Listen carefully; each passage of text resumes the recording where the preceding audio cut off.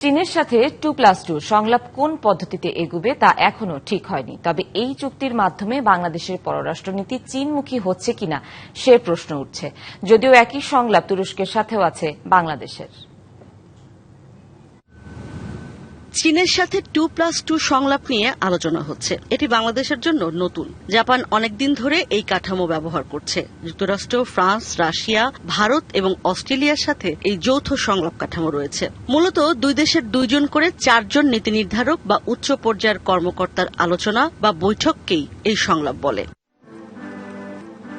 বাংলাদেশ চীনের ক্ষেত্রে পররাষ্ট্র এবং প্রতিরক্ষা বিষয়ে যৌথ আলোচনার যে বিষয়টি তা বাংলাদেশের কূটনীতিকে চীনমুখী করছে কিনা এই প্রশ্ন ছিল আন্তর্জাতিক সম্পর্ক বিশ্লেষকদের কাছে। তাদের উত্তরে রয়েছে ভিন্নতা। চীনমুখী আমরা হয়েছে, ঝুঁকে পড়া বলতে আমি জানি না কি বোঝায়। চীনমুখী আমরা অবশ্যই হয়েছে, বোঝাই যাচ্ছে চীনমুখী হয়েছি, এবং তার যৌক্তিক কারণও আছে। চীনমুখী হচ্ছে কারণ চীনের কাছ থেকে আমাদের এই মুহূর্তে পাবার অনেক কিছু আছে। চীন আমাদের এই মুহূর্তে যা যা দিতে পারবে সেটা অন্য কোনো রাষ্ট্র দিতে পারবে না। আর রাষ্ট্রের আচরণ আসলে তাড়িত হয় বা চালিত হয় জাতীয় স্বার্থের দ্বারা। না, সেটা হবে না। কারণ হচ্ছে একই জিনিস, যেহেতু টার্কি বা যুক্তরাষ্ট্র ওই দেশগুলোর সাথেও আছে, আমার মনে হয় বাংলাদেশ ওই কাঠামোর দিকেই যাওয়াটাই মানে উত্তম। কারণ বাংলাদেশ আমি মনে করি না যে কোনো একটা দিকে ঝুঁকে যাওয়া তা সম্ভব।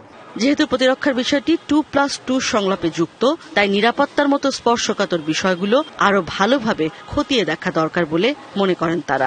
বাংলাদেশের নেট সিকিউরিটি রিসিভার হওয়াটা সহজ।